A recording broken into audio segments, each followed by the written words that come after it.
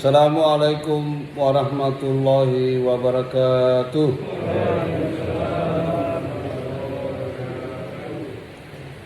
Alhamdulillahi rabbil alamin, wassalatu wassalamu ala asyrafil anbiya'i wal mursalin wa ala alihi wa sahbihi ajma'in.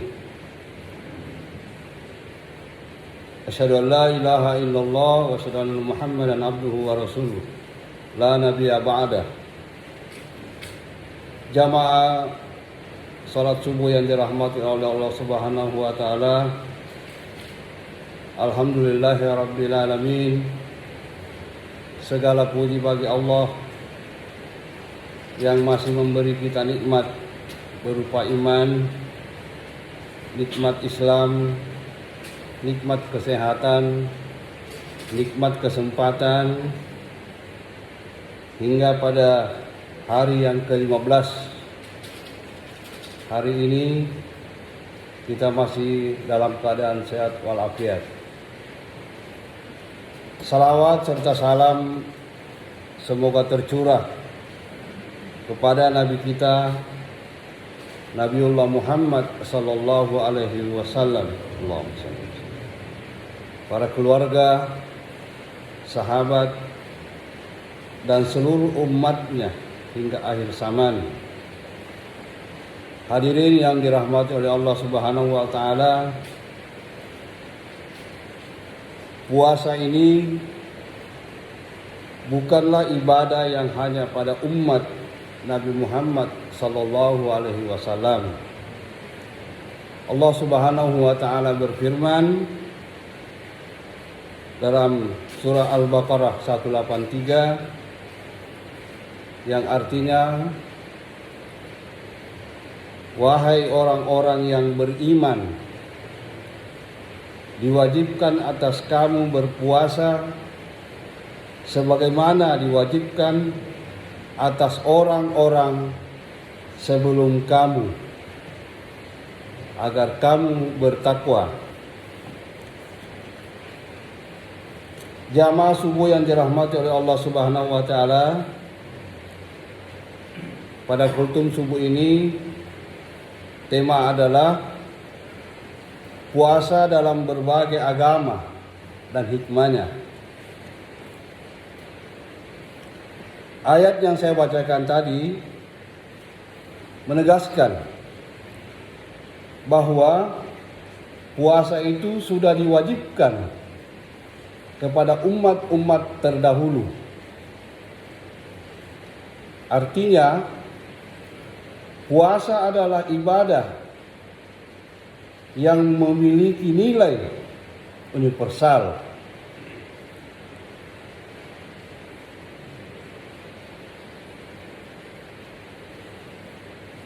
Bagaimana puasa menurut agama Islam? Dalam agama Islam, puasa Ramadan diwajibkan selama 1 bulan penuh, dari terbit matahari hingga terbenamnya matahari. Kita menahan makan dan minum serta menahan hawa nafsu pada siang hari. Rasulullah Shallallahu alaihi wasallam bersabda, puasa itu adalah perisai. Hadis riwayat Bukhari, yang artinya puasa melindungi diri kita dari dosa dan api neraka. Selain itu, puasa bukan hanya melepas, tetapi juga menahan amarah, ghibah, dan perbuatan atau perkataan yang buruk. Nah, bagaimana puasa menurut agama Kristen? Dalam paham Kristiani, ada masa puasa yang disebut dengan prapaskah puasa selama 40 hari sebelum hari Paskah. Puasa ini dilakukan dengan cara pantang memakan makanan tertentu atau meninggalkan kebiasaan-kebiasaan tertentu yang tujuannya adalah pertobatan dan mendekatkan diri kepada Tuhan. Selanjutnya, puasa menurut Yahudi. Dalam agama Yahudi ada puasa yang namanya Yom Kippur, yaitu hari penebusan dosa. Nah, ini dilaksanakan sekitar 25 jam. Jadi coba bayangkan Pak, 25 jam puasanya orang Yahudi. Tanpa makan dan minum. Sebagai bentuk penyesalan dan permohonan ampun kepada Tuhan mereka.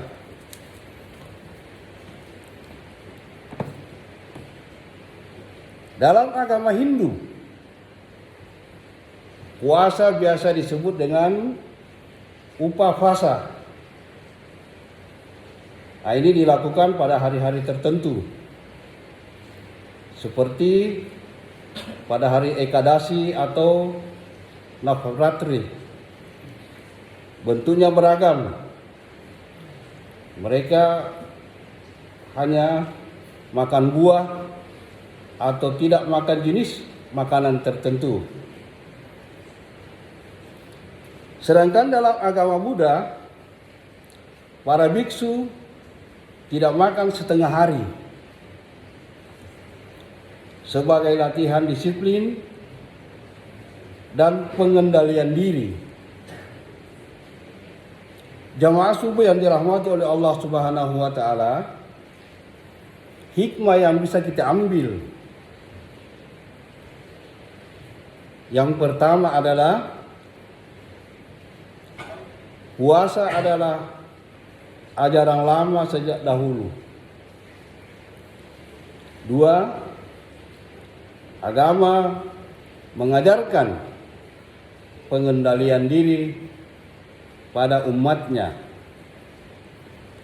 3. Tujuan akhir dari puasa adalah pencucian hati dan kedekatan kepada Tuhan yang Maha Esa.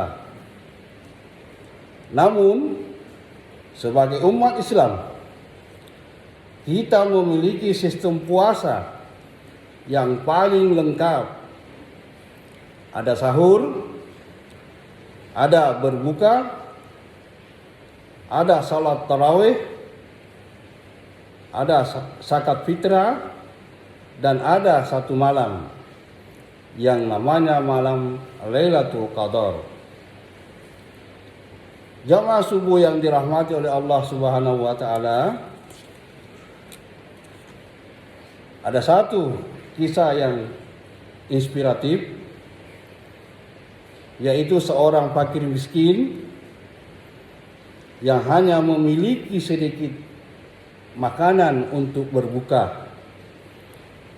Namun ia tetap berbagi dengan tetangganya yang lebih membutuhkan. Malam itu ia tidur dengan keadaan lapar, tetapi hatinya penuh dengan kebahagiaan. Inilah hakikat puasa. Bukan sekedar menahan lapar, tetapi melatih empati dan kepedulian sesama. Jamaah subuh yang dirahmati oleh Allah Subhanahu wa taala, mari kita jadikan puasa sebagai momentum memperbaiki diri. Jangan sampai kita hanya mendapatkan lapar dan haus tanpa perubahan. Semoga Allah Subhanahu wa taala menerima puasa kita mengampuni dosa kita, dan menjadikan kita insan yang bertakwa. Demikianlah yang bisa kami sampaikan. Mohon maaf atas segala kekurangan. Mari kita menutup dengan membaca doa kafaratul majelis. Subhanakallahumma bihamdik, asyhadu an la ilaha illa anta astaghfiruka wa atubu ilaik. Assalamualaikum warahmatullahi wabarakatuh.